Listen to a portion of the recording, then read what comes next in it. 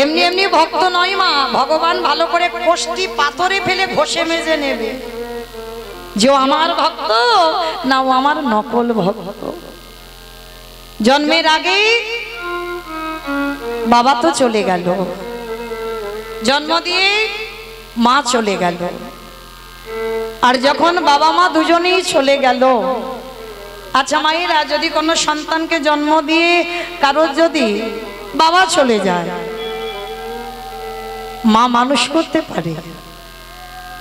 আর জন্ম দিয়ে যদি কারোর মা চলে যায় মানুষ হয়, কিন্তু মায়ের মতো করে কেউ মানুষ করতে পারবে না। আর যার বাবা মা দুজনেই চলে যায় সমাজ তাকে কি বলে? অনাথ। সমাজ তাকে অনাথ বলে। ছেলেটার জীবনটা কেমন গড়লো দেখো, দৈব দুর্ঘটনায় বাবা তো চলে গেল, জন্ম দিতে গিয়ে মাও চলে গেল। গ্রামের লোকজনেরা মায়ের দেহটা নিয়ে শ্মশানে গেল, একদিনের বাচ্চাটাও শ্মশানে নিয়ে গেল। গ্রামের লোকজনেরা বলা বলি করছে, হ্যাঁ রে দিদি, এর বাবা নেই, মাটা তো চলে গেল, তাহলে সন্তানটাকে তুই নে। এ বলে তুই নে, সে বলে তুই নে। কেউ নিতে চাইছে না। কেন জানো? বলে ছেলেটার লক্ষণ ভালো নয়, ও যে বাড়িতে যাবে সে বাড়ি ধ্বংস করে দেবে, ওর লক্ষণ ভালো নয়। আর যার বাবা মা থাকে না, যার জীবনে ঘটেছে সে জানে তার কি দোষ।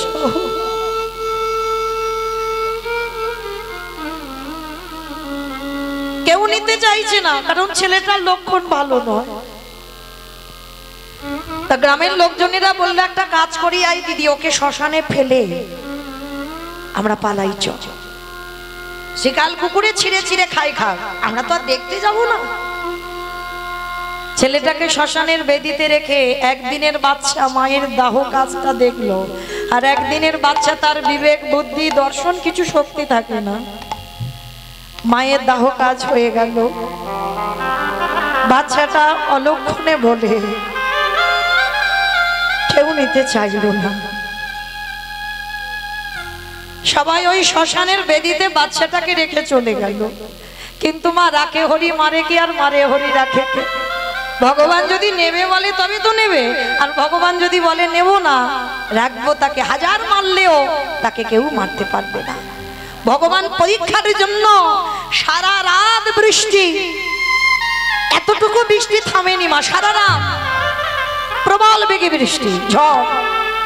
শ্মশানের বেদিতে পুটলি জড়ানো বাচ্চাটা পড়ে আছে, সারা রাত বৃষ্টিতে ভিজেছে বাবা, গলা দিয়ে কোনো আওয়াজ বেরোচ্ছে না, শুধু ছিঁচি করে আওয়াজ হচ্ছে।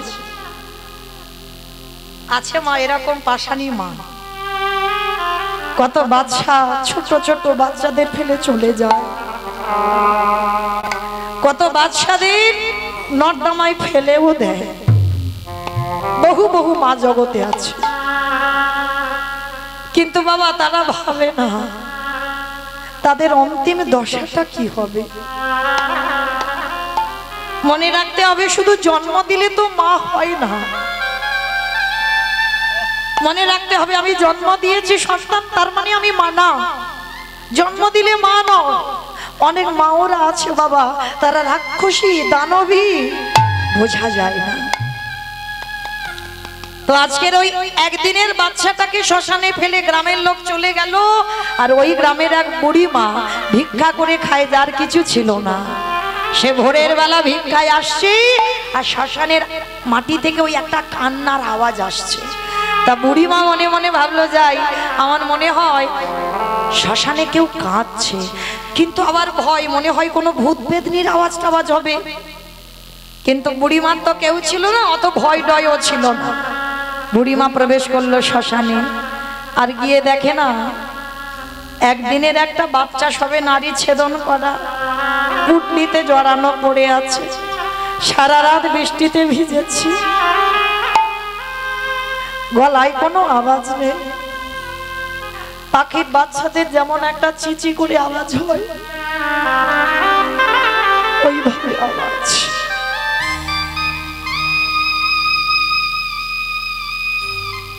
যখন ওই আওয়াজ হচ্ছে, বুড়িমা কোলে করে নিয়ে বলছে, বাবা বাবা ঠাকুর, সেই তো তুমি আমার কাছে কারো দাওনি, ভালোই হলো, আমার কেউ নেই আর এরও কেউ নেই। আজকে থেকে আমি ওকে মাতৃস্নেহে মানুষ করব। ভালো করে ভাববেন মা, কোথাকার সন্তান কোথায় যাবে।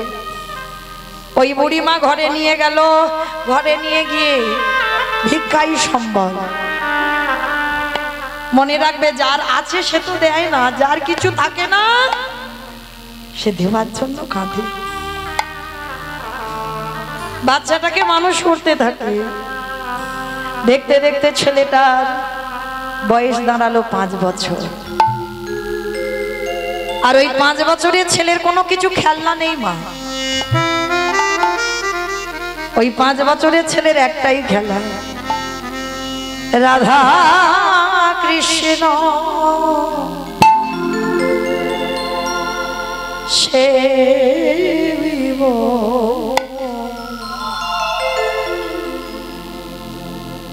পারলাম না তো মা আমাদের ছেলেদের মানুষ করতে। আমাদের ছেলেদের কত কিছু খেলনা, আবার একটা মোবাইল দিলে যেন ভালো হয়। কিন্তু আজকের ওই যে 5 বছরের ছেলে, যে বাবা মা দুজনকে হারিয়েছে, তার একটাই খেলা, সে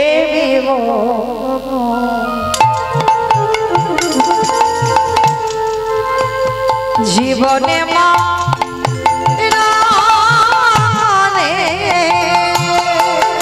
রাধা কৃষ্ণ সে জীবনে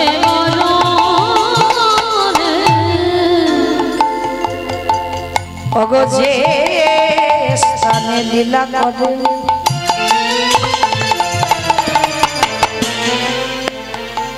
করে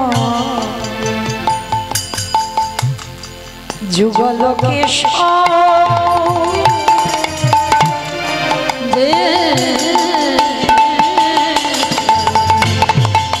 লীলা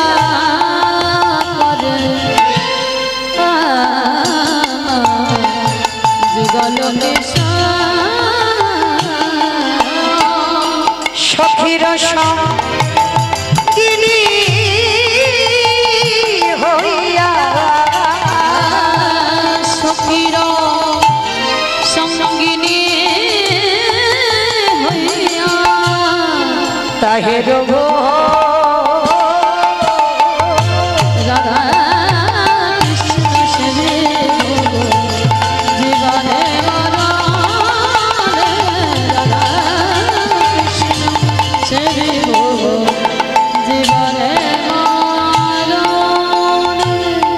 আজ বৃন্দাবনে নিত্য নিত্য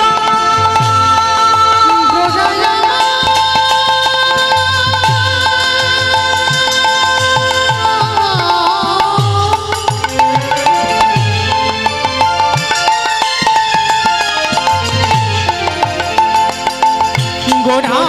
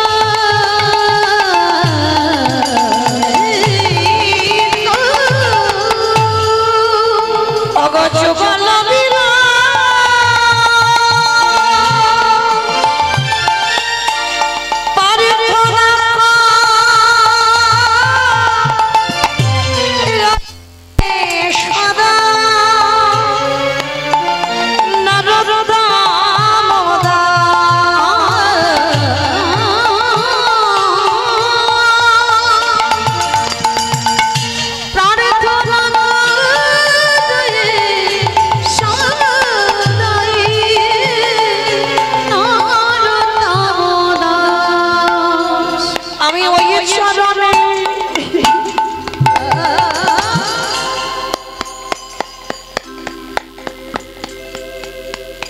সবে সবেলা আমার দেহ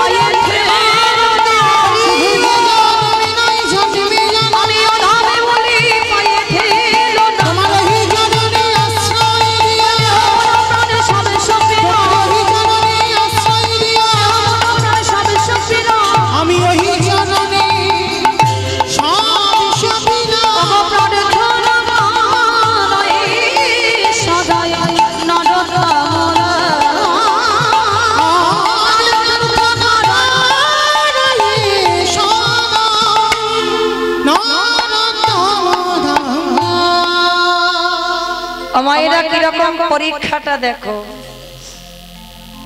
ছেলেটা তো বাবা মাটাকে কেড়ে নিল, 5 বছর বয়স হলো, বুড়ি মা মানুষ করলো।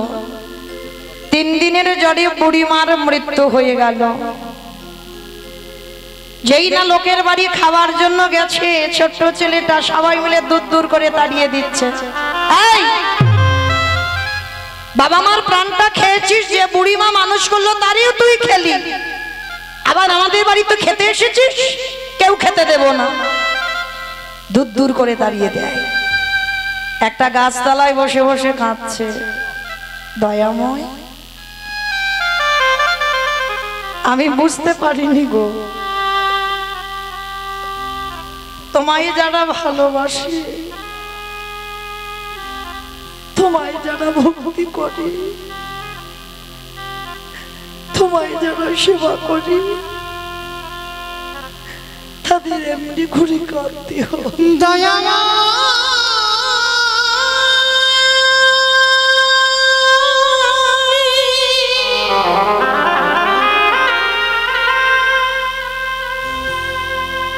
যে জন্য তোমায় ভালো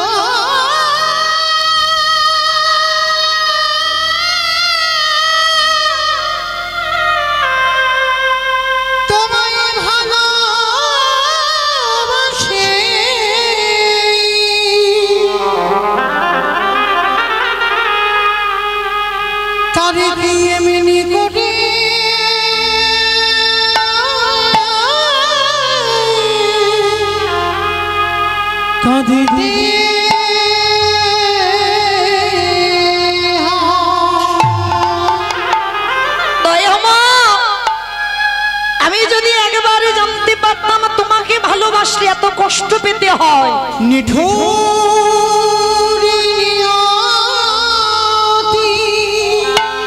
কেন সব কিছু কেড়ে কেন দিয়েছ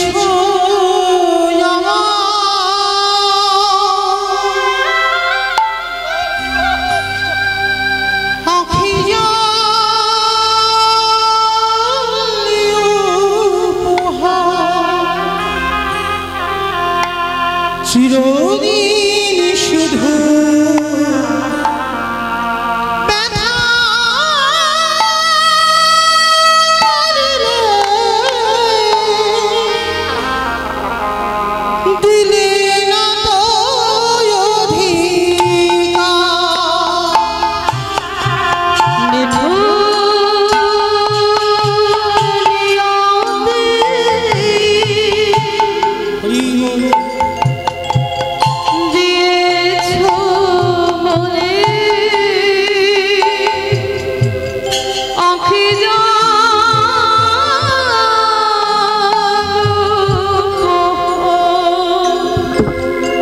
চিরদিন শুধু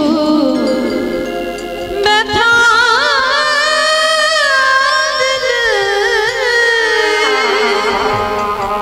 দিলে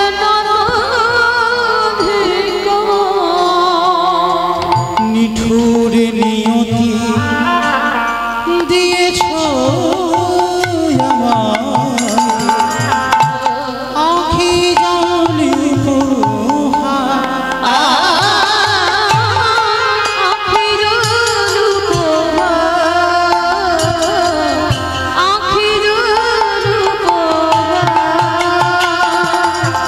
ব্যথা দিয়ে তুমি যদি সুখ পাও প্রভু যত ব্যথা তুমি আমায়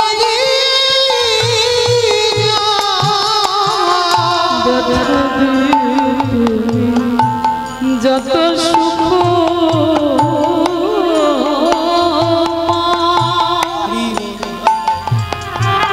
যত ব্যথা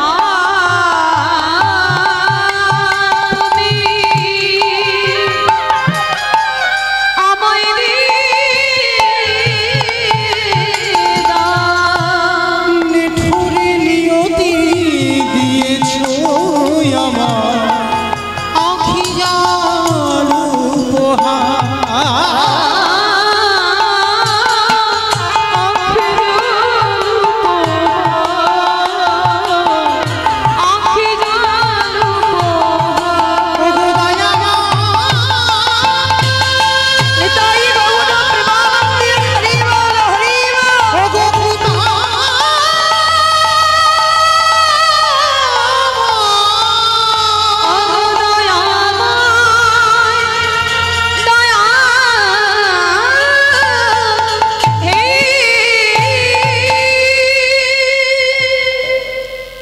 ছোট্ট ছেলেটার যে বুড়িমা মানুষ করলো সেও চলে গেল চিরজনবী।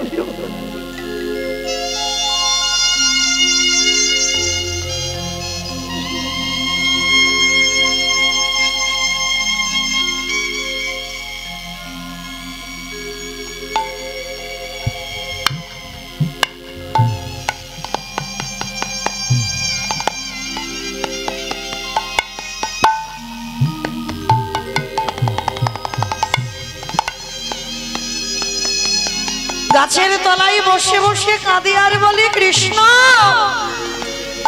তোকে ভালোবাসলে এত কষ্ট পেতে হয়, দুঃখ পেতে হয়, যদি জানতাম আমি কোনোদিন ভালোবাসতাম। মনে রাখতে হবে মা, কৃষ্ণ ভক্ত যারা হয় তারা কোনোদিন ধনী অট্টালিকাতে থাকে না। তাকিয়ে দেখেন জমিদার লালা বাবুর দিকে। বড় লোক বলা ভুল হবে, জমিদারি ত্যাগ করে কৃষ্ণ পাবার লালসায় একটা কথাই সংসার ত্যাগ হয়ে গেল। বাবুজি বেলা যে যা বাসনায় আগুন দেবে না বাবুজি। বাবুজি গো নিতাই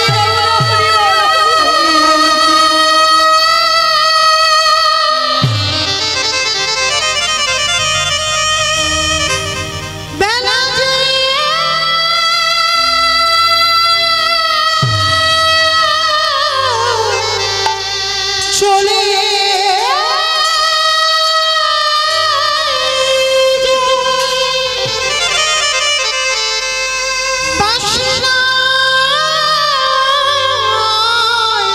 আর সময় রে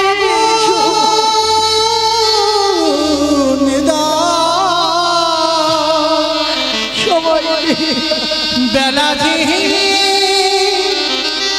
চলে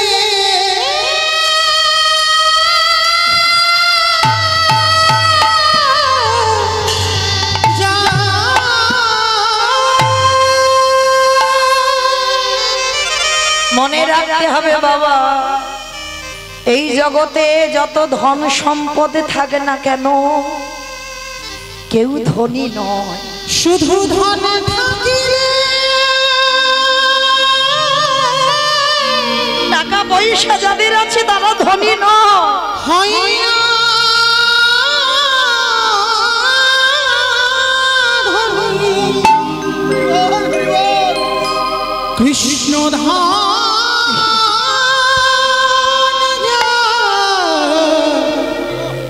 নাই হিয়া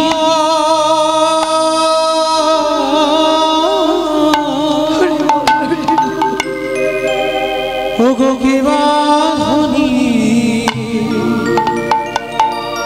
কেবা গরিব বুঝাবার দায়ী শুধু ধন থাকিলে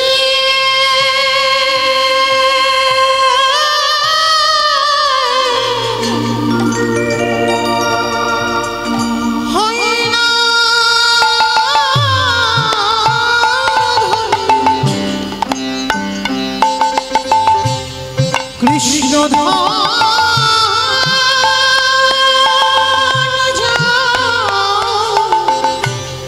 নাই হিয়া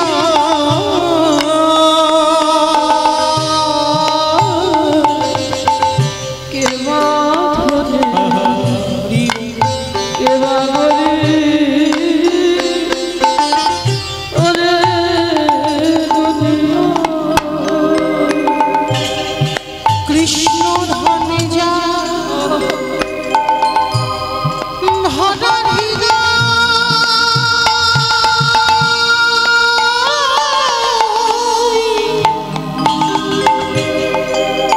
সে যে বড় ধনী বলে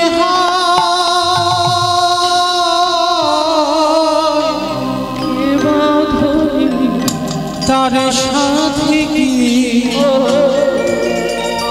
তুলনা হয় সারা বিশ্বময় তার সাথে কি তুলনা সারা বিশ্ব সে যে প্রেমানন্দে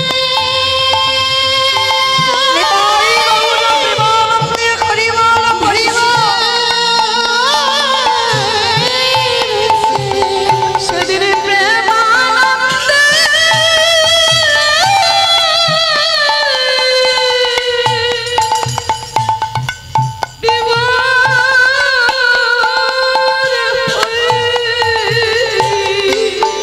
সে মহানন্দে ঢেউ খেলা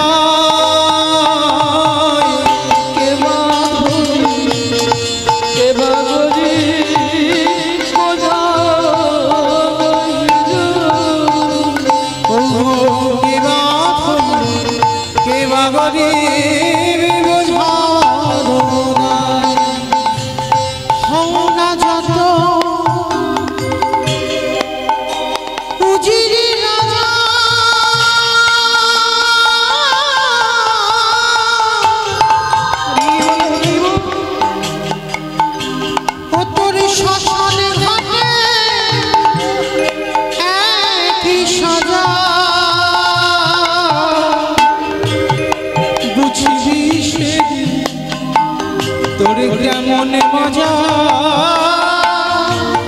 তারে দুনিয়া রে বুঝবি কেমন মজা রে দুনিয়া তাই সময় থাকিতে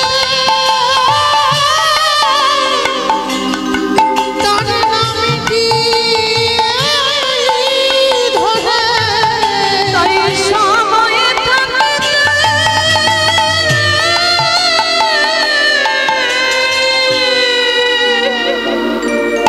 তার নামে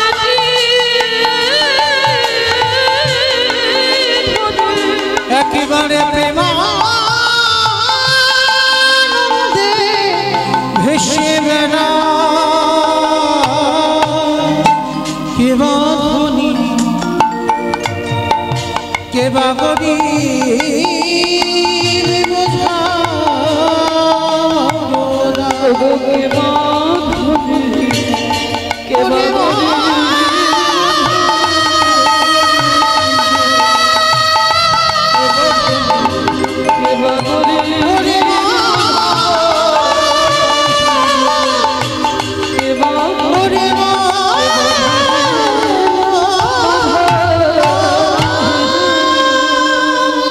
সেই জমিদার লালা সব ছেড়ে কৃষ্ণ পাবার লালসায় ছুটে গেল। রঘুনাথ দাস গোস্বামী আদি সপ্তগ্রামে জমিদারি ত্যাগ করে রাধা কুণ্ডে ছুটে চলল কৃষ্ণ পাবার লালসায়। নরোত্তম দাস ঠাকুর জমিদারের ছেলে হয়ে কৃষ্ণ পাবার লালসায় ছুটল বৃন্দাবন। তাহলে কতটুকু ধনী, কতটুকু জমিদার, কতটুকু বড় লোক আমরা? ধনী তো সেই জন যার হৃদয়ে কৃষ্ণ প্রেম সম্পদ অর্জন আছে। নিতাই গৌর হরি বল। আর কৃষ্ণ পেতে গেলে আগে কাঁদতে শিখতে হবে। যত বেশি কাঁদতে পারবি তত কৃপা তাড়াতাড়ি হবে। কতটুকু তুলসী তলায় চোখের জল দিয়েছো কৃষ্ণ পাবে, কতটুকু কৃষ্ণ বলে কেঁদেছো কৃষ্ণ পাবে। আজকের সেই ছোট্ট ছেলেটা গাছতলায় কাঁদছে, বাবা মার মৃত্যু হলো, যে বুড়িমা মানুষ করলো সেও চলে গেল, অনাথ হয়ে গেল। গ্রামের লোকজনে বলছে ওকে কেউ বাড়িতে ঢুকতে দিবি না, ও যার বাড়িতে যাবে তার বাড়ি ধ্বংস করে দেবে। গাছের তলায় বসে বসে কাঁদছে। গ্রামের লোকেরা সবাই মিলে দূর দূর করে তাড়িয়ে দিচ্ছে, বের হয়ে যা। বাবা মাকে খেয়েছিস, যে বুড়িমা মানুষ করলো তাকেও তুই খেলি, কেউ খেতে দেব না তোরে। 3 দিন হয়ে গেল উপবাস। ভগবান বলেছেন ভক্ত আমার মাতা পিতা, ভক্ত আমার গুরু, ভক্ত আমার রেখেছে নাম বাঞ্ছা কল্প। যে ভক্তে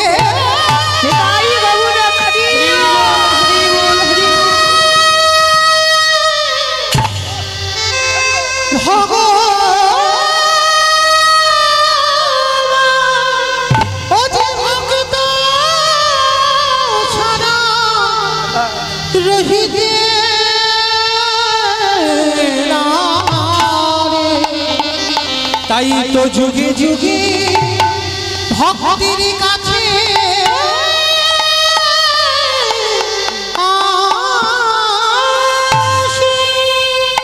ভক্ত যেদিন সেবা দেয় সেদিন সেবা পায়, ভক্ত যেদিন না দেয় সেবা উপবাসী যায়।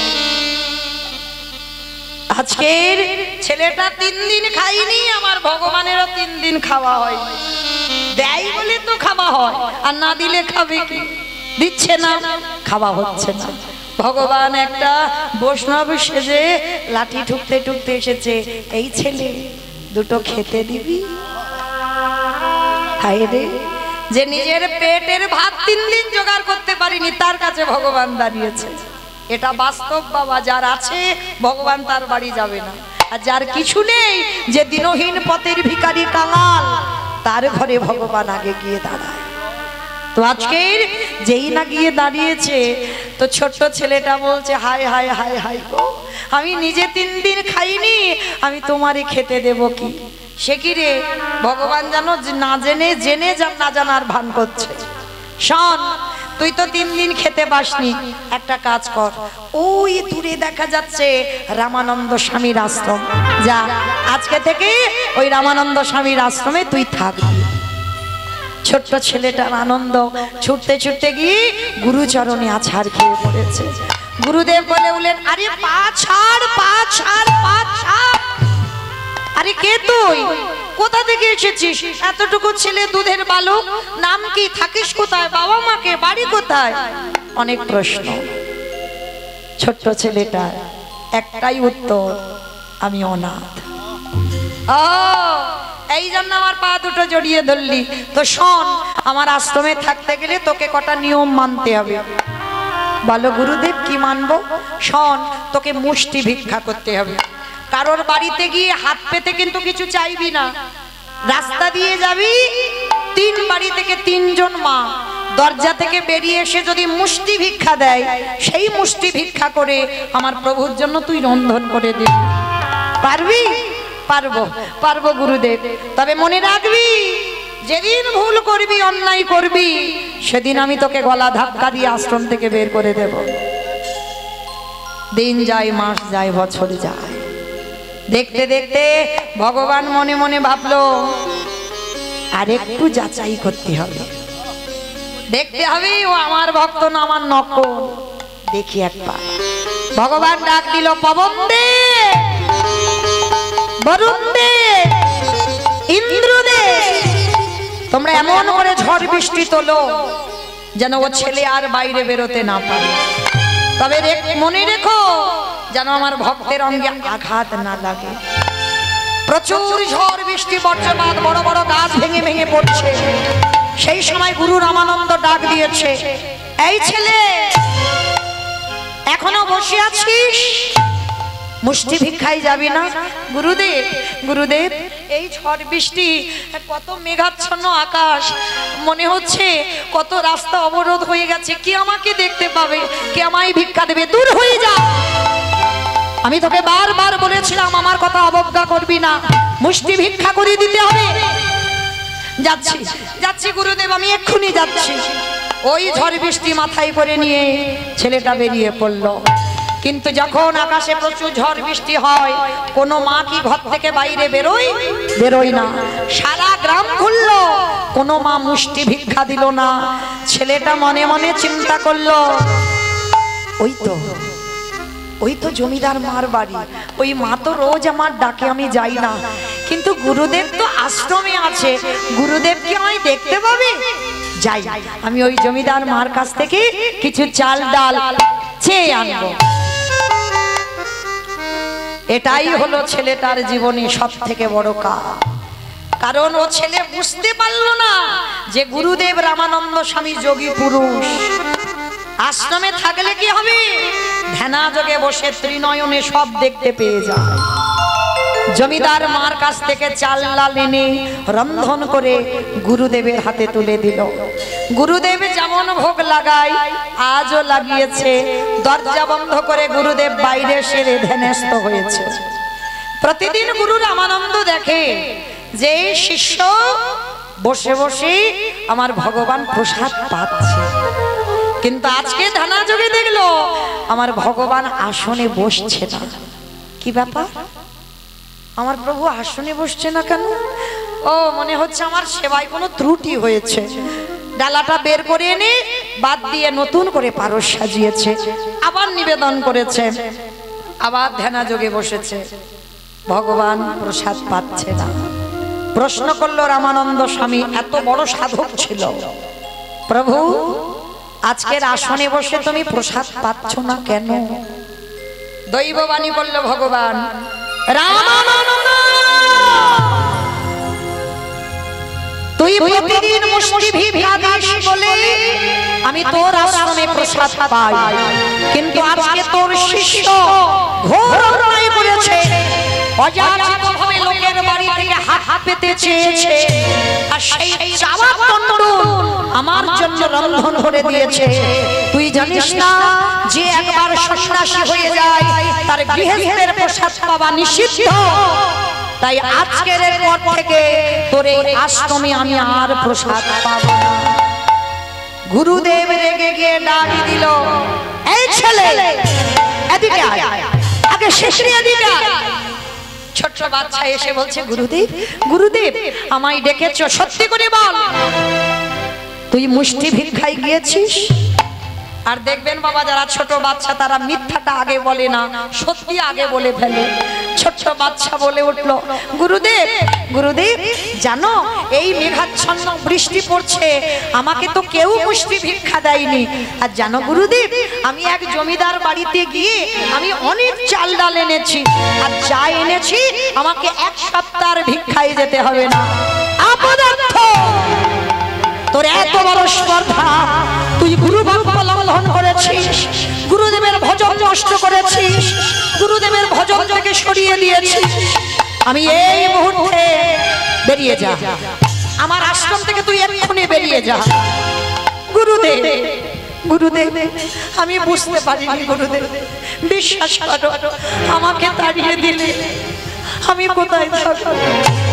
আমার তো কেউ নেই, আমি কোথায় যাব?